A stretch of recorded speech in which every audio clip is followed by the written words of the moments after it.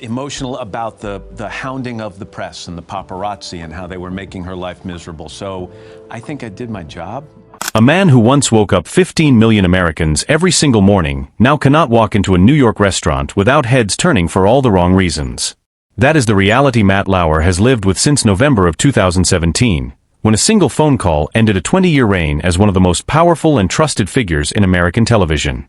Today, we are going to look at exactly what happened, what came out afterward, and where Matt Lauer is now, years removed from the cameras that once made him a household name.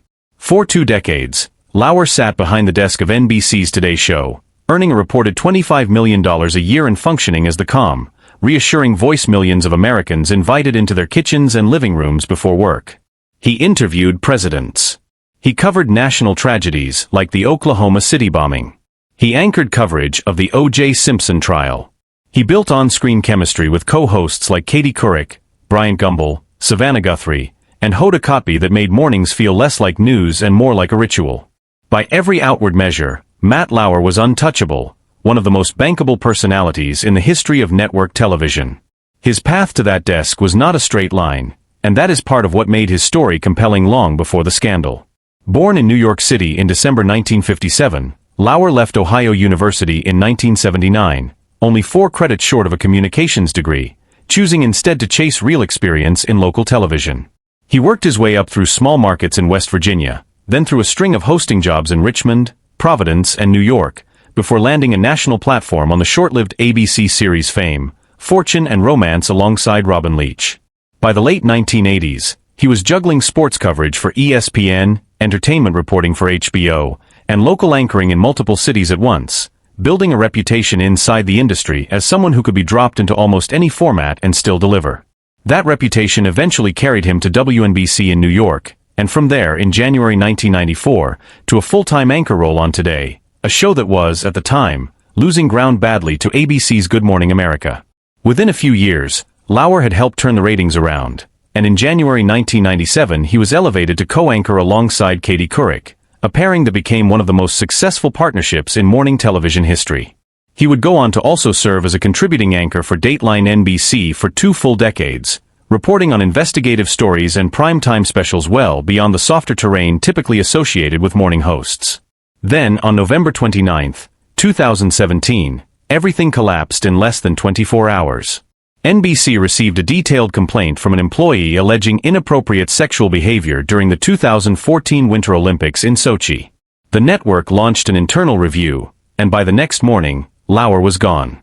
Savannah Guthrie and Hoda Kotb learned the news only minutes before they had to announce it live, visibly shaken, to millions of stunned viewers.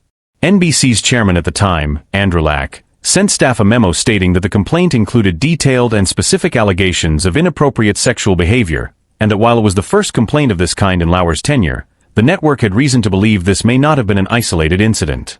Lauer was fired for cause, meaning NBC refused to pay out the remainder of his contract, worth an estimated $20 million a year. Within days, the story grew far larger than a single complaint. Variety published an extensive investigation after interviewing dozens of current and former NBC staffers, describing a pattern of behavior that had reportedly gone on for years. The report detailed a button installed under Lauer's office desk that allowed him to lock his door remotely, a detail NBC insisted was a standard security feature installed in many executive offices at 30 Rockefeller Plaza, but which multiple women told Variety he used to control who could enter or leave his office. Former staffers described being given inappropriate gifts, enduring explicit comments about their personal lives, and working in an environment where complaints about his behavior reportedly went nowhere for years.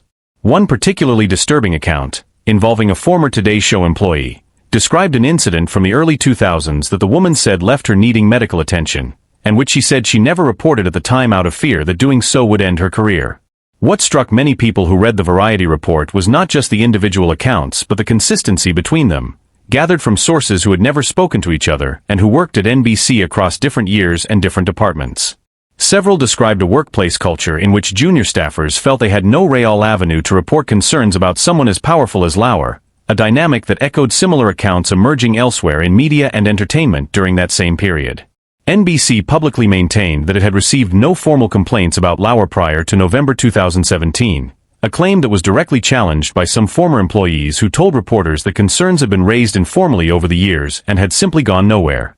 That tension between what the network said it knew and what some staffers say they had tried to report became its own subplot in the broader story, raising uncomfortable questions about how much institutional protection a top-rated anchor was afforded simply because of how valuable he was to the network's bottom line. The most consequential revelation, however, came almost 2 years later. In October 2019, journalist Ronan Farrow published his book Catch and Kill, which had already drawn national attention for its reporting on Harvey Weinstein and the broader culture of institutional silence in American media. In it, Farrow detailed an account from former Today Show producer Brooke Nevils, who alleged that Lauer had raped her in his hotel room during the 2014 Sochi Olympics.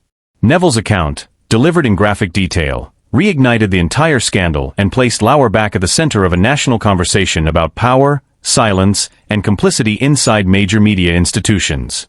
Lauer responded publicly, denying the assault allegation and insisting the relationship had been consensual, though he acknowledged that it had been inappropriate given his position at the network. In a lengthy open letter published in 2020, he pushed back directly against Farrow's reporting, arguing it lacked fairness and left out context that would have complicated the narrative. Farrow stood firmly behind his sourcing, and public opinion, for the most part, did not shift back in Lauer's favor. The fallout extended well beyond his professional life. Lauer had been married to Dutch model and equestrian Annette Roque since 1998, and the couple shared 3 children together. Their marriage had already weathered a highly publicized divorce filing back in 2006, when Roque, while pregnant with their youngest child, accused him in court documents of controlling and emotionally abusive behavior, only to withdraw the petition weeks later and attempt reconciliation. That reconciliation held together publicly for over a decade, but once the 2017 allegations broke, Roque separated from him almost immediately.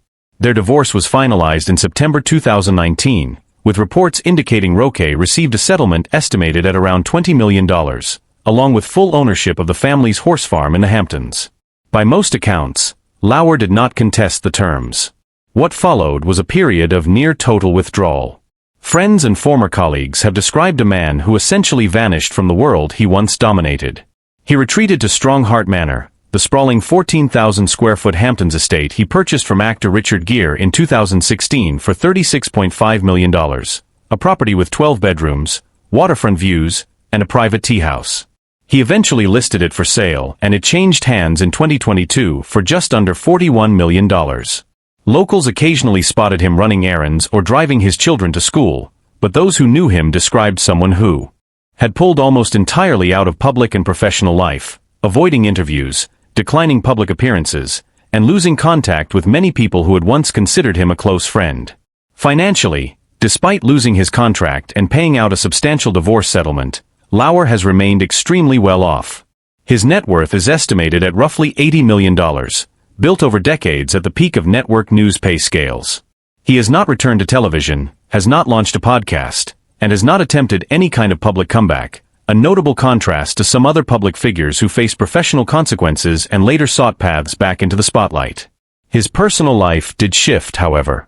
In 2019, not long after his divorce was finalized, Lauer began a relationship with Shaman Abbas, a longtime friend and luxury brand executive he had reportedly known for roughly 2 decades before they became romantically involved. Unlike his previous marriage, this relationship has largely stayed out of the tabloids. The two are occasionally seen at low-key events or traveling together, splitting time between New York City and the Hamptons, but neither has courted the kind of media attention that once defined Lauer's public image. People close to the couple describe Abbas as steady and supportive, and the relationship has now lasted more than 5 years, quietly outlasting the intensity of the scandal that once threatened to define the rest of Lauer's life. By 2024, according to people familiar with his day-to-day life, something in Lauer's routine had begun to change again. After years of near-total isolation, he reportedly started reconnecting with old friends, picking up phone calls, and reaching out to people he had gone silent on years earlier. He has spent more time with his 3 now-adult children, who by most accounts have remained close to him throughout the fallout. There has been no indication of a media comeback, no interviews lined up, no memoir on the horizon. What people close to him describe instead is simply a quieter version of a life that was once lived entirely in public. A man in his late 60s who spends his time between homes in the Hamptons and New Zealand, largely removed from the industry that made him famous and then removed him from it just as quickly. He has also largely stayed away from social media and public commentary on the culture he once helped shape, a silence that stands in contrast to how vocal he was during his years on air. Occasionally his name resurfaces in the press whenever a new book or documentary revisits the wider reckoning inside American newsrooms during that period, but Lauer himself has not sought out those moments. Those who know him describe someone who understands that his name will likely always be tied to November 2017, no matter how many years pass or how quietly he chooses to live. What makes Matt Lauer's story difficult to sum up neatly is that it never resolved into a single narrative. He was not convicted of a crime. He was never formally charged. And yet the collective weight of the accounts that came forward, from Brooke Nevils' allegation to the pattern of behavior described by Variety sources to the language NBC itself used when it fired him, has permanently reshaped how the public understands the man behind that familiar morning voice. There was no trial to provide a final verdict, only the slow accumulation of testimony, reporting, and consequence that ended a career overnight and left behind a life spent almost entirely out of view. Whatever comes next for Matt Lauer, it seems increasingly clear that it will not involve a return to the world that once made him one of the most recognizable faces in America. For now, he remains exactly where the last several years have left him, financially secure, personally private, and permanently changed by a story that refused to stay behind closed doors.